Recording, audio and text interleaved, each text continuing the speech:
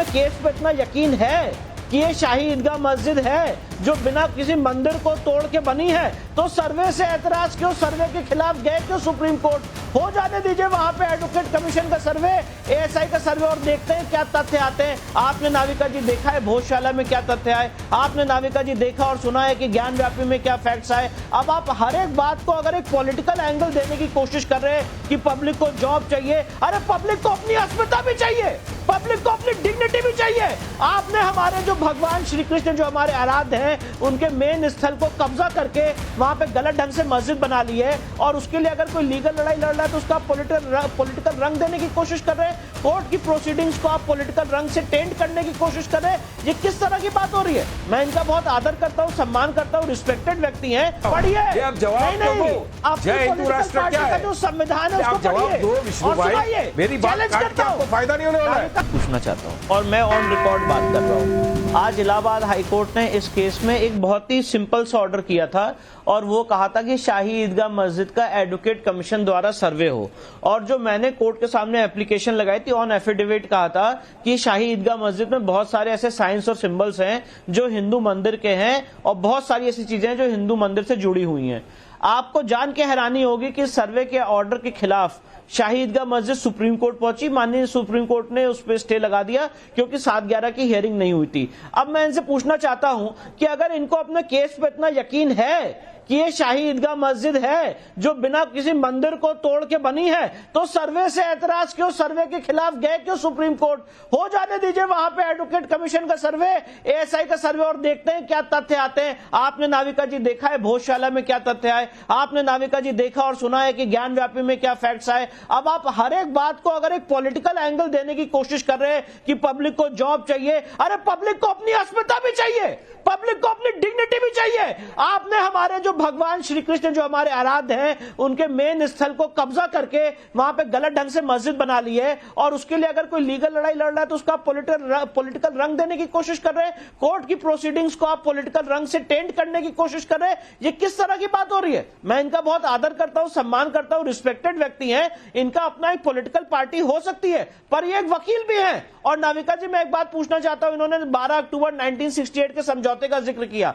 आपने कभी कोई ऐसा लीगल डॉक्यूमेंट देखा है क्या नाविका जी कि जिसमें जो किस प्रॉपर्टी का ओरिजिनल ओनर है उसने उसमें साइन ही नहीं किया है?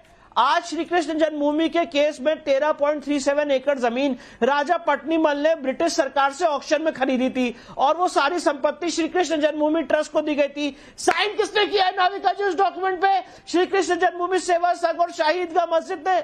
और मैं उसकी तह में जाऊंगा कभी जब आप समय देंगी कि वो साइन करने के पीछे किन लोगों का हाथ था। वो भी एक अलग साजिश है, पर उसको अगर 1 मिनट के लिए छोड़ भी दे, एक मिनट वारिस भाई, तो वो जो साइन आपने जो साइन किया था वो साइन बाइंडिंग नहीं है, ना देवता पे और ना श्री कृष्ण जन्मभूमि ट्रस्ट पे और ना डेवोटीज पे। राम मंदिर के केस में सुप्रीम कोर्ट ने होल्ड किया है कि अगर कोई देवता की प्रॉपर्टी के साथ एलिनिएट करता है तो उसको राइट है कोर्ट में आने का। देवता की प्रॉपर्टी के साथ गलत ढंग से एलिनिएशन हुआ, इसलिए हम कोर्ट आए। अब वारिस भाई ने सवाल उठाया कि 1968 में समझौता हुआ, 1974 में जजमेंट आया, तो इतनी लेट क्यों आए? नाविका जी हमने अपने सूट में लिखा है कि हमें समझौते के बारे में 2020 में पता चला। और दूसरी बात, सुप्रीम कोर्ट के कितने नहीं 20 जजमेंट्स इलाहाबाद हाईकोर्ट के सामने दिखाए हैं, और उसमें यह लिखा हुआ है फ्रॉड विशिएट्स एवरीथिंग। अगर कोई चीज फ्रॉड से ऑब्टेन की गई है तो उसको कभी भी चुनौती दी जा सकती है। लिमिटेशन एक्ट 1963 यहां पे अप्लाई नहीं होती है। अब इन बिल्कुल, और यही सवाल है वारिस पठान भाई, ऑर्डर 7 रूल 11 की आपत्ति वाली अर्जी जो है वो खारिज हो गई। अब ये गेम चेंजर होगी, और Waqf act, limitation act, specific possession relief act, ये सारी चीजें अब लागू ही नहीं होती, ये ऑर्डर में लिखा है। तो बताइए ना, क्या ये गेम चेंजर ऑर्डर है?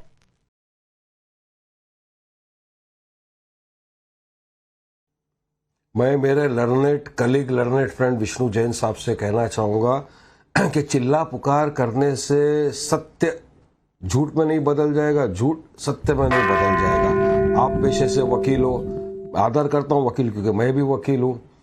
आप संविधान को नहीं मानते। मेरा एक सवाल है आपसे विष्णु भाई, क्या प्लेसेस ऑफ वर्शिप 1991 को मानते हो या नहीं मानते हो? आज तो वो एग्जिस्टेंस में है ना। आप तो वकील हो, संविधान को मानते हो, देश तो संविधान से चलेगा ना ही तुम्हारी आस्था से चलेगा ना मेरी आस्था से चलेगा। तो आप मानते नहीं होगा संविधान को, मोदी को खड़े होकर बोल देना चाहिए फिर पार्लियामेंट के अंदर कि जो प्लेसेस ऑफ वर्शिप एक्ट 1991 है उसको हम नहीं मानते। एक लाइन के अंदर उनको जवाब दे देना चाहिए। बात नंबर 2, आपने कहा कि वो 1968 का जो समझौते का एग्रीमेंट था उस पर किसी की साइन नहीं थी। 1974 के अंदर तो फाइनल हो गया था, कोर्ट के अंदर कंफर्म्ड हो गया था सिविल सूट के अंदर ये बात। तो 1974 से 2020 तक आप क्या कर रहे थे? आप सो रहे थे क्या? नहीं, आपको पोलराइज करना था अभी ना चुनाव को। इसलिए मैं बीजेपी का बोलता हूं नविका जी कि बीजेपी के पास मुद्दा जो है सिर्फ यही बच गया है, गाय, मंदिर, मस्जिद, ये लव जिहाद, लैंड जिहाद, ये इसके सिवा कोई मुद्दे बचे नहीं है इनके पास जिससे पब्लिक भी कंटाल गई है। और मुझे यकीन है कुछ दिन के अंदर नाविका कुमार भी कंटाल जाएगी और उस तरह की डिबेट भी नहीं करेगी। नाविका कुमार भी चाहेगी कि डिबेट हो मगर डेवलपमेंट पे हो, विकास पे हो। देश फिलिस्तीन के साथ खड़ा है भाई साहब। अटल बिहारी वाजपेयी जी फिलिस्तीन के साथ खड़े थे, महात्मा गांधी जी पार्लियामेंट में शपथ लेते वक्त आप पार्लियामेंट में शपथ लेते वक्त आप अपने देश की बात में चर्चा करते हैं, जय फिलिस्तीन पहले कहते हैं। मैं अंत में एक ही सवाल पूछना चाहती हूं, शपथ लेते विष्णु जैन जी, क्या ये केस अयोध्या के रास्ते, मथुरा का केस अयोध्या के रास्ते जा रहा है, इसलिए वारिस पठान आज बहुत गुस्से में है? जय हिंदू राष्ट्र का नारा लगाया वो क्या था? नाविका जी, इनकी पार्टी का जय हिंदू राष्ट्र का नारा लगाया था वो क्या था? इनकी पार्टी का पार्लियामेंट में खड़े रहकर बीजेपी के एमपी ने जय हिंदू राष्ट्र का नारा लगाया था वो क्या नविका और प्राइम मिनिस्टर मानते हैं कि हमारा देश हिंदू राष्ट्र बन गया है? मेरा सवाल है, मेरे सवाल का जवाब दो। क्या हमारा देश हिंदू राष्ट्र बन गया है? क्या नविका जी, विष्णु जैन, नरेंद्र मोदी ये मानते हैं कि हमारा भारत देश हिंदू राष्ट्र बन गया है? है क्या? पढ़ रहा हूँ, लेके बैठा हूँ, संविधान लेके बैठा, आपको ज्ञान दे रहा हूँ, आपको ज्ञान दे रहा हूँ। ये आप जवाब तो दो, जय हिंदू राष्ट्र क्या है? जो संविधान है आप जवाब दो विष्णु भाई, मेरी बात काट के आपको फायदा नहीं होने वाला है। प्लेइंग टू द गैलरी का टाइम चला गया।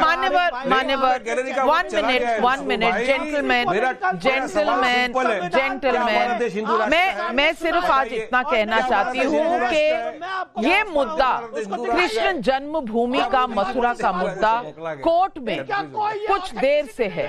आज इलाहाबाद हाई कोर्ट का 4 महीने के आर्ग्यूमेंट्स के बाद जब जजमेंट आया है तो इसमें सबसे बड़ी बात है कि प्लेसेस ऑफ वर्शिप एक्ट 1991 इसमें लागू नहीं होगा और मुस्लिम पक्ष के जितने दलीलें हैं वो रिजेक्ट कर दी गई हैं। आगे क्या होगा बाकी कोर्ट्स में सबको पता है कि अपॉर्चुनिटी है चैलेंज करने का ये ऑर्डर, लेकिन क्या ये एक टर्निंग पॉइंट है ये समय बताएगा। और क्या ये केस भी अयोध्या के रास्ते जा रहा है, इसी पर सबकी नजरें टिकी हुई हैं। मेरे साथ जुड़ने के लिए और इस मुद्दे पर बात करने के लिए विष्णु जैन जी आपका और वारिस पठान आपका बहुत बहुत धन्यवाद। नमस्कार।